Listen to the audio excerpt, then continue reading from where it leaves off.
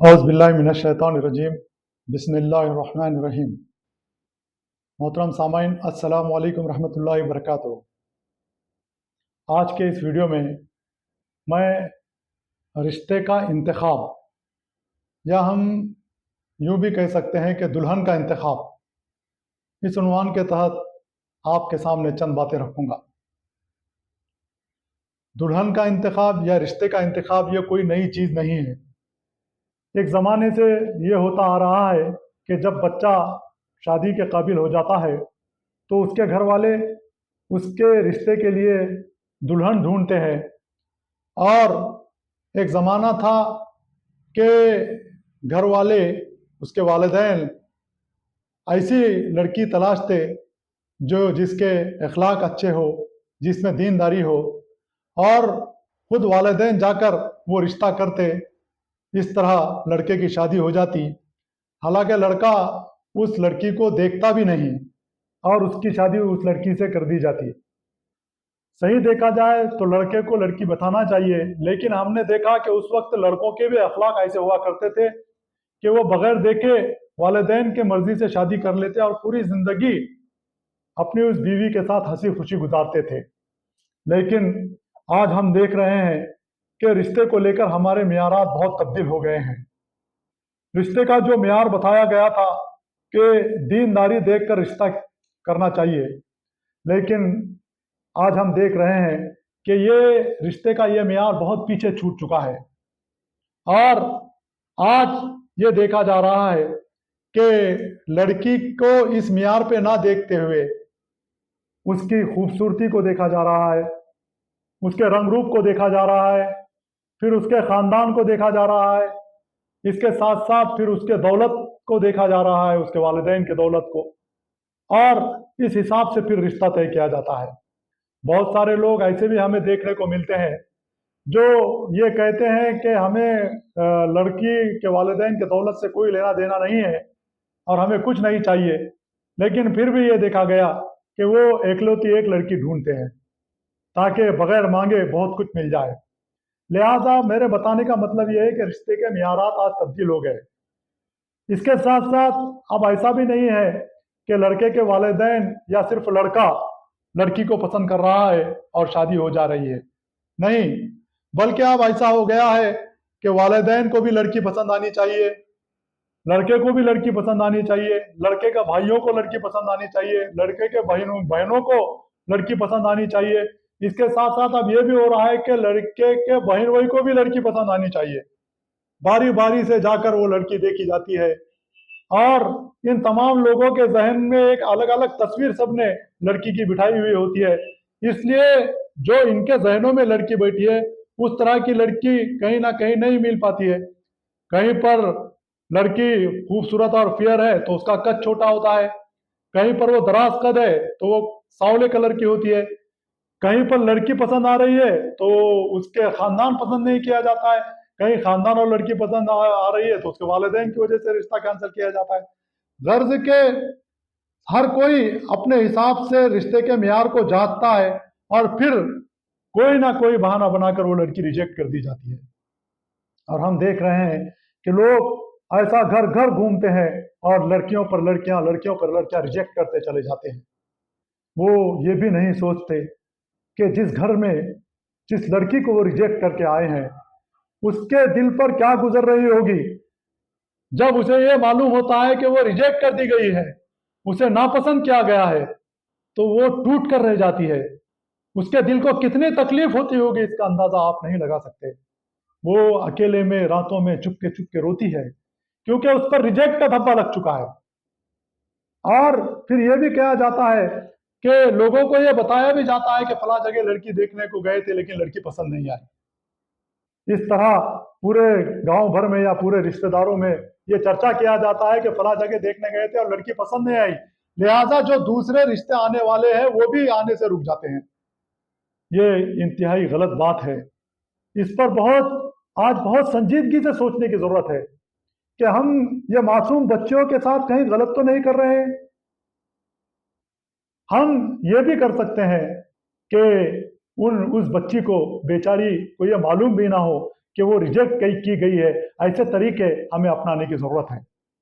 आप ये कीजिए कि जिस लड़की को आपको देखना है, किसी फंक्शन वगैरह में उसे देखिए, या बहाने से किसी और रिश्तेदार के घर पर बुलाकर उस लड़की को मालूम ना होते हुए उस लड़की को देखिए।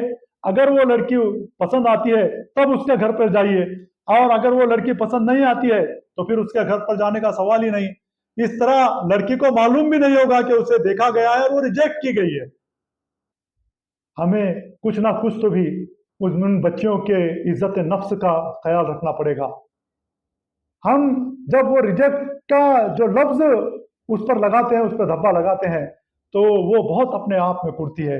लिहाजा हमें इस पर सोचने की ज़रूरत है कि हमें ऐसे तरीके अपनाने पड़ेंगे कि बच्ची को वो मालूम ना हो। फिर ये भी देखा गया कि हमने अजीब अजीब तरीके लड़कियों को परखने के लिए बना लिए गए हैं। जब हम कोई लड़की देखने के लिए जाते हैं तो उसको ऐसा समझिए कि वो रोबोट है, इस तरह उसके साथ व्यवहार किया जाता है। उसे कहा जाता है कि चल के दिखाइए, उसके बाल देखे जाते हैं, उसकी नाक देखी जा रही है, उसके दांत देखे जा रहे हैं, उसके कान देखे जा रहे हैं। फिर उससे अजीब अजीब तरह के सवालात किए जाते हैं, और वो बेचारी बेजान सी हर सवाल का जवाब देती रहती है, और वो बेजान बेजुबान कुछ कह नहीं सकती। वो शर्म हया की वजह से अपने वालिदैन से खुलकर ये नहीं कह पाती है कि कम से कम इन हुस्न परस्तों के सामने मेरी ऐसी परेड तो ना कीजिए, इस तरह मेरे इज्जत नफ्स की धज्जियां तो ना उड़ाइए, और मुझे सजाकर हुस्न के इस बाजार में इस तरह पेश तो ना कीजिए। वो बेचारी बेजुबान सब कुछ सह जाती है और अंदर ही अंदर घुटते रहती है। हमने देखा कि ऐसे ऐसे लड़के, अगर लड़कियों को ये इख्तियार दिया जाए कि तुम लड़का देखकर पसंद करो, तो लड़कियां उन लड़कों को रिजेक्ट कर दे। ऐसे ऐसे लड़के हूर और एकदम परफेक्ट लड़की तलाश करते घूम रहे हैं। उन्हें माशरे के इस गलत रवैये का शुक्रगुजार होना चाहिए कि जहां पर लड़कियों को ये इजाजत नहीं दी जाती कि लड़का देख कर पसंद या ना पसंद करे। अगर लड़कियों को ये इजाजत दे दी जाए तो हम देखेंगे कि कई लड़के कुंवारे रह जाएंगे। मैं एक वाकया आपको सुनाता हूं कि एक दीनदार घराने में लड़के के वालिदैन और लड़का वगैरह लड़की देखने के लिए गए, और उनकी उस घर में बहुत मेहमान नवाजी की गए।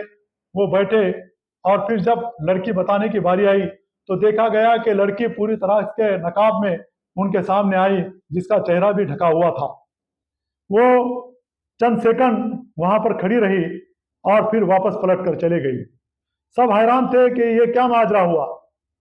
लड़के के वालिद ने लड़की के वालिद से पूछा कि ये क्या है, हमारी समझ में नहीं आया कि लड़की पूरी तरह से नकाब में आई और वापस चली गई। तो लड़की के वालिद ने बहुत प्यारा जवाब दिया।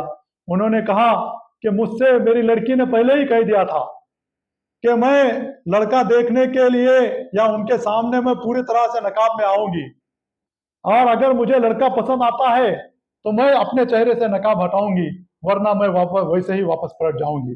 और मैंने उसे उसकी इजाजत दी थी, क्योंकि इस्लाम भी इसकी इजाजत देता है। और अब आप समझ गए होंगे कि क्या मामला है। इस तरह वो हैरत में रह गए। ये नादान लड़का बेवकूफ ये समझता था कि शरीयत ने सिर्फ उसे इजाजत दी है कि लड़की को पसंद करे या ना पसंद करे, उसे पसंद करे या रिजेक्ट करे। नहीं, ये इजाजत लड़की को भी है कि वो भी चाहे तो वो लड़के को रिजेक्ट कर सकती है। लेकिन हमारे माशरे में इस बात को गलत समझा जाता है और इसकी इजाजत लड़कियों को नहीं दी जाती है। इसलिए ये आज लड़कों के और लड़कों वालों के नखरे देखने को हमें मिल रहे हैं। वाकई अगर लड़कियों की इसकी इजाजत दे दी जाए तो हम देखेंगे कि कई लड़के ऐसे रिजेक्ट हुए घूमते हुए हमें नजर आएंगे। मैं ये बातें इसलिए कह रहा हूं कि आज रिश्ते देखने के नाम पर बहुत कुछ गलत हो रहा है।